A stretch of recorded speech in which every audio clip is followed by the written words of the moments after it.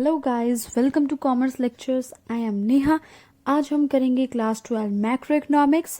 Chapter है हमारा national income and related aggregates और टॉपिक हम करने वाले हैं conversion of nominal GDP into real GDP, यानी नॉर्मल जीडीपी को रियल जीडीपी में कैसे कन्वर्ट किया जाए या फिर रियल जीडीपी को नॉर्मल जीडीपी में कैसे कन्वर्ट किया जाए।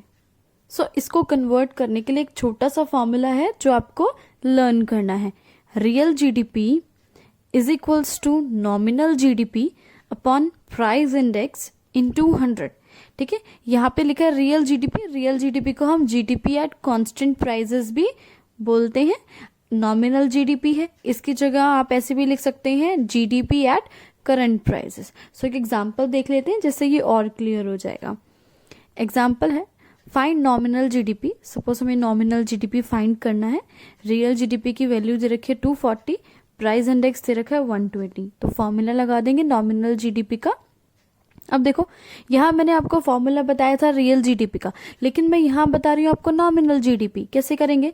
जैसे कि मैथ्स में करते हैं ना, यहाँ पे जो ये नीचे वाला होता है ये ऊपर पहुंच जाता है, यहाँ से ये क्रॉस मल्टीप्लाई हो जाते हैं ना, ऐसे करके वो फॉर्मूला लगाएंगे। नॉर्मल जीडीपी का फॉर्मूला लगाने के लिए हमने क्या किया, यहाँ प्राइस इंडेक्स है इसको रियल जीडीपी के साथ ऊपर मल्टीप्लाई में कर दिया। ठीक है, और ये 100 इसके साथ मल्टीप्लाई में था, यहाँ पे जाके ये डिवाइड में आ जाएगा। बस ये ऐसे फॉर्मूला बन जाएगा, nominal GDP is equals to real GDP into price index upon 100। चाहे तो इस फॉर्मूले को याद कर लो, अगर नहीं याद हो रहा है, एक याद की है तो उससे क्रॉस मल्टीप्लाई करके निकाल लो। रियल जीडीपी वैल्यू क्या दे रखी थी 240, प्राइस इंडेक्स की वैल्यू थी 120 और 100 तो नीचे है ही, और इसको आप जब काटेंगे तो आ जाएगा 288। आगे बढ़ते हैं हम।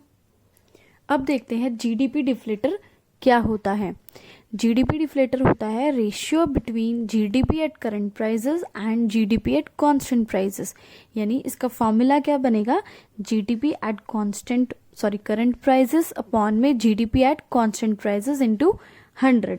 ठीक है, यहाँ पे आप जो है नॉमिनल जीडीपी लिख सकते हैं, यहाँ पे जो है आप इसका दूसरा नाम रियल जीडीपी भी लिख सकते हैं।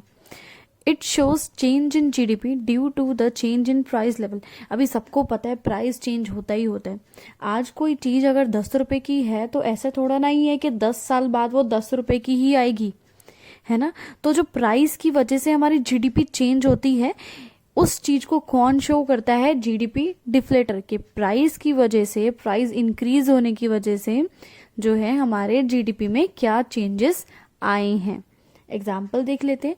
सपोज रियल जीडीपी दे रखा है आपको 600, नॉमिनल जीडीपी दे रखा है 660 और आपको जीडीपी डिफ्लेटर निकालना है। तो आप जीडीपी डिफ्लेटर निकालने के लिए क्या करेंगे, फॉर्मूला लगा देंगे, GDP deflator is equals to nominal GDP upon real GDP into में 100।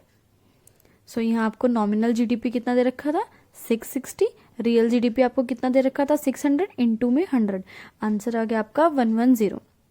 अगर इसको परसेंटेज में निकालना है तो कितने परसेंट का इफेक्ट पड़ा है, तो ये आंसर होगा 10%, क्योंकि 100 जो है हम स्टार्टिंग में वैल्यू मानते हैं, तो 100 के ऊपर जितना भी होगा उतना परसेंट होगा। जैसे कि यहाँ पे 110 है तो 10%। अगर यहाँ आंसर आया होता कि कितना इंक्रीज हुआ है, तो अगर यहाँ 120 लिखा होता तो हम बोलते 20%, यहाँ अगर 130 लिखा होता तो हम बोलते 30%। इस तरह से ये निकाला जाता है आपका GDP deflator. Thanks for watching this video. Please like, share and subscribe.